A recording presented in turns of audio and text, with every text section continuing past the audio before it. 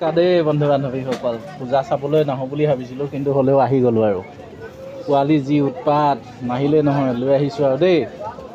পূজা চাব আহি পেলাই পূজা চাব যোৱা নাই, বৰ্তমান প্ৰথমতে খাই লৈছোঁ।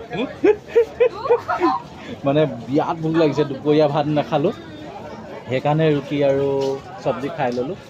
এইখন দোকান চাই লওক, এইখন আকৌ বেলেগৰ দোকান বুলি নাভাবিব দেই, এয়া আমাৰ ভণ্টি হয়, দুইজনীয়ে দিছে, পূজা বুলি দিছে দেই। এইখন চাই লওক, মৰিগাঁও মাছমজিয়াতে আছে,